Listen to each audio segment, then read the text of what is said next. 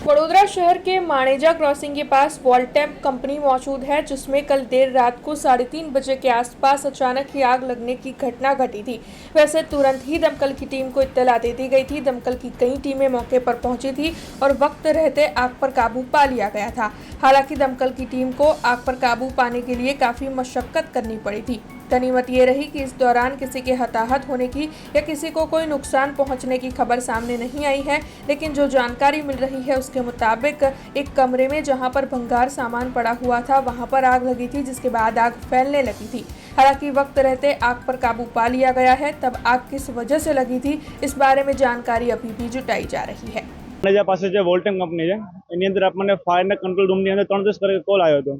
એ કોલમાં આપણે ઘટના સ્થળ પર પહોંચતા આપણને જાણવા મળેલ કંપનીની અંદર જે સ્ક્રેપ આવે છે, સ્ક્રેપની અંદર પુઠ્ઠા હોય છે, લાકડા અને પછી ઘણા બધા પ્લાસ્ટિકની વસ્તુઓ હતી, એ બધી આપણે અહીંયા સ્ટોરેજ હતી અને એ સ્ટોરેજની અંદર આગ લાગેલ હતી એવું આપણને જાણવા મળેલ છે।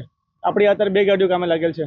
ફાયરના જવાનો આ 6 થી 7 જવાનો આપણે પાસે હાજર છે અને બધો સાહેબ અત્યારે કામગીરીમાં ચાલુ છે। ત્યાં 1.5 લાસ્ટ 1 કલાકથી આપણે કામ ચાલુ છે। અહીંયા હાલમાં કન્ડિશન એટલો બધો સ્મોક બહાર આવે છે, સ્મોકના લીધે આપણે એટલું બધું વિઝિબિલિટી છે નહીં। જેમ સ્મોક डाउन થઈ જશે એમ આપણે ધીમે ધીમે આપણે આગને કંટ્રોલ કરી લેશું। ના મેજર बिल्कुल नहीं कर सके। हमसे जुड़े रहने के लिए हमारे YouTube चैनल को सब्सक्राइब करें और नई वीडियो की नोटिफिकेशन के लिए बेल आइकॉन को दबाएं।